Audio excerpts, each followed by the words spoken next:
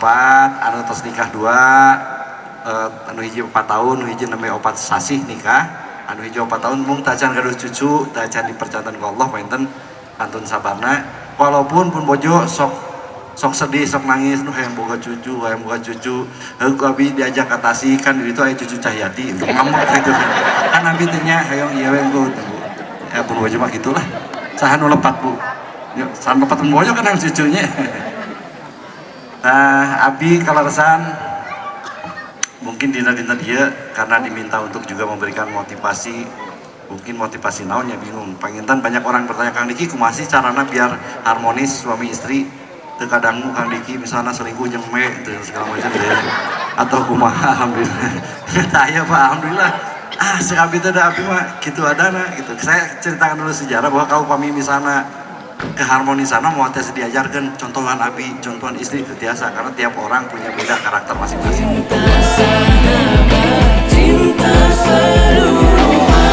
Karena TNI di sini artinya mereka juga harus paham dan harus bisa mengatasi keselamatan masyarakat di sekelilingnya yang berkaitan dengan Ipolek Sosbud Hankam. Tidak hanya saja tadi berkenaan dengan masalah sosial, soal kebakaran, tidak, tetapi ideologi, politik, sosial, kebudayaan, pertahanan dan keamanan itu menjadi sentuhan dari bapak-bapak dan ibu-ibu yang tergabung di dalam TNI ini. Makanya TNI ini harus betul-betul berada di hati rakyat, dan rakyat harus betul-betul bisa mendukung TNI ini mewujudkan keamanan dan kenyamanan di lingkungan kita. Tugasnya berat, tetapi tidak ada yang berat kalau kita melakukan segala sesuatunya berjamaah. Nah, bagaimana keistimewaan akal? Tadi Kang Diki sudah menyampaikan ceritanya tentang dirinya gitu ya. Saya juga ingin menyampaikan bagaimana keistimewaan akal yang dititipkan Allah kepada saya. Saya termasuk sama seperti Kang Diki menjalani dunia musik ini otodidak. Jadi artinya saya tidak sekolah musik, tetapi saya hanya melihat orang kalau sedang bernyanyi gitu ya di atas panggung, saya melihat begini. Suatu saat saya yang akan bernyanyi di panggung itu. Tidak lama kemudian saya yang bernyanyi di panggung itu. Saya melihat TV gitu. Waktu itu saya melihat Trioli Bells. Trioli Bells masih ingat? Kalau anak-anak di sebelah situ mah ya ada ABG yang nggak tahu naon sih Trioli Bells gitu ya. Nggak tahu. Tetapi yang angkatan saya tahu Trioli Bells. Nah, saat saya melihat Trioli Bells pertama kali gitu ya, saya sampai masih ingat kostum yang digunakan gitu berupa jas yang pendek seperti ini gitu, sampai suatu saat saya yang akan ada di dalam TV itu. Dan selang beberapa tahun kemudian saya yang ada di dalam TV itu. Bagaimana itu semua bisa terjadi? Karena saya dititipi akal sama Allah, dititipi kecerdasan sama Allah. Saya belajar bernyanyi secara otodidak, melatih suara saya supaya bisa bernyanyi dengan baik, sampai akhirnya saya pun diberi kemampuan ilmu sama Allah, dititipi ilmu untuk bisa membuat lagu. Saya pun bisa membuat lagu dan menyanyikannya bersama grup saya Jafaja. Dari situ masih selamat. Selang 4 tahun saya kemudian rekaman. Awalnya hanya main 17-an gitu ya, main di 17-an, main di pensi-pensi, di sekolahan, di kampus-kampus gitu, dan tidak dibayar. Seperti Kang Diki tadi, Kang Diki mah masih mending ya, dapatnya 125.000. Saya pertama kali main beberapa tahun itu hanya, Kang hatur nuhun, ini ada snack box, isinya dilihat teh kotak sama lemper hiji. Atur nuhun Kang nuhun. Dan ada lagi yang lucu, saya hadir seperti tadi di sini, hadir dari jam 8 ya. Saya juga udah curiga barusan, jangan-jangan dia mah juga di Hasan Saputra baheula gitu ya. Saya pernah mau manggung di Hasan Saputra, datang dari jam 8 malam, selagu ya. Oh sekedapnya mohon ya. Atas air tacan Kang sekedap ieu tos grup ieu mohon. Kang atas tacan mangga sekedap tos ieu tak jam 8 sampai jam 12 jam 12 udah gitu teh polisi pada datang, acaranya dibubarin dan saya belum main. Jadi saya teh nggak jadi main ya, gara-gara si itunya dibubarkan. Tetapi semua itu Apa ya, itu ujiannya. Itu ujiannya bagaimana Allah ingin melihat kesungguhan orang dalam melakukan sesuatu gitu ya, betul nggak?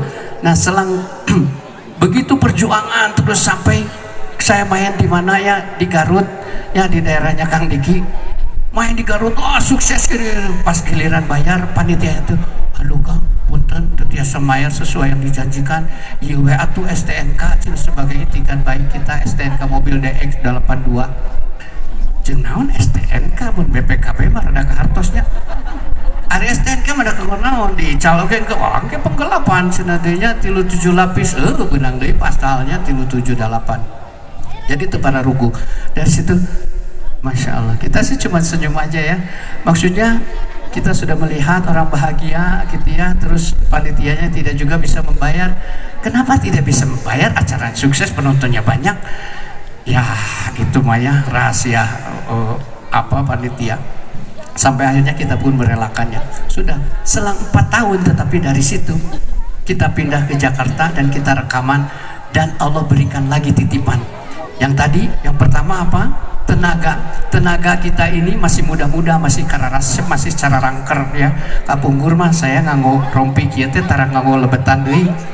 Ya langsung rompi kieu tapi dah masih cangker kene atuh ieuna oge nya. Saya kene teu aya tas pinggang kieu teu aya. Jadi katingali lagi raoseun kene rambut sakieu tah gondrong lagi nya. Ayeuna mah kembang jambu terus di mana atuh tinggalnya. Jadi saat itu ya diberi tenaga yang kuat, diberi usia muda yang luar biasa. Wah, kita bisa kemana-mana, pergi keluar kota, main, juga merintis nyanyi. Itu ya bukan satu hal yang mudah, tetapi perlu tenaga dan pikiran yang luar biasa. Terus selain itu Allah titipkan kepada kita juga adalah ilmu menghafal lagu itu kebanyakan bahasa Inggris, dan bahasa Inggris itu bukan bahasa ibu saya. Jadi saya harus benar-benar menghafal untuk bisa menyanyikan lagu, dan bukan cuma bahasa Inggris tetapi juga bahasa Latin gitu ya. Bahasa Latin itu ya en caso de contacto con los ojos la ven los inmediata con agua. Apakah Dani mengerti barusan bahasa Latin itu? Enggak, tapi nah bisa apa? Itu dia rahasianya. Allah memberikan kecerdasan kepada saya. Allah menitipkan kecerdasan, menitipkan usia muda, menitipkan kecerdasan, menitipkan ilmu kepada saya sampai saya bisa berkarir di dunia musik. Setelah itu hijrah ke Jakarta, diangkat lagi di Jakarta itu luar biasa. Sampai dipertemukan dengan orang-orang bukan hanya lokal tetapi internasional. Kalau Akang Teteh ke Bapak Ibu masih tahu Duran-Duran? Tahu Duran-Duran nggak tahu ya? Ya tahu ya, hebat tahu Duran-Duran. Ada penyanyinya namanya Simon Le Bon. Dia itu sampai saya mah ya nyanyi bareng sama dia loh. Ya, dan itu teh asang yang ngimpi. Kenapa? Karena Duran-Duran itu sejak SMP itu menjadi idola kita, menjadi idola dakara rasepnya. Rambutnya teh gitu pakai jas apa nama kararasep gara raya lah pemain benetan. Lantas kemudian setelah 20 tahun kita berkarir dan kita dipertemukan sama penyanyinya gitu, dan kita bisa main bareng. Kan itu cita-cita yang maksudnya cita-cita gitu, tapi lihat bagaimana kasih sayang Allah memberikan kesempatan, memberikan kasih sayangnya, kuasanya gitu. Bagian saya ya mah didinya yang panggil jeung saha tah saya dipanggilkeun. Ieu nu dipikar resep di SMP dugi ka gitu sampai bisa duet sama Simon Le Bon. Eta mah nyimpen ge henteu, cita-cita ge henteu, tetapi Allah memberikan itu kepada kita, kepada saya, kesempatan itu. Jadi kedudukan saya diangkat sama Allah, diberikan kedudukan yang luar biasa tingginya, karena kemanapun saya pergi mulai dibicarakan orang. Oh ya penyanyi teh anu gitu, ya gondrong juga awewe gitunya, baik gitunya. Nah setelah itu diberikanlah lagi kita bikin album ke-1, album kedua, suksesnya luar biasa sampai suksesnya melebihi apa yang kita harapkan. Dari situ Allah titipkan lagi berupa harta kita itu Tadi Kang Diki menyampaikan, wah 600 jutaan, wah sekian juta. Kita melangkung lah tikaran itu, dan kita juga tidak hanya main di dalam negeri, tetapi kita juga main di luar negeri.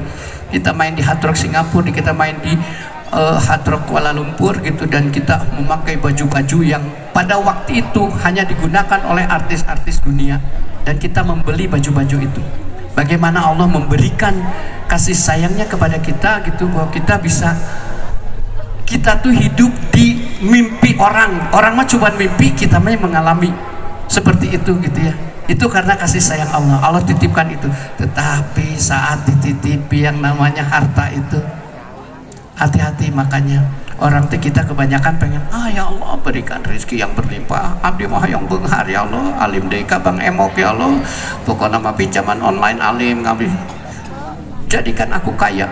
Terus kaya mau apa? Karena setelah Allah memberikan kekayaan itu kepada kita, kita juga ngageleong, kita lupa yang tadi poin keempat dari Kang Diki, bersyukur itu. Dan Allah membuktikan tanda-tanda kebesarannya.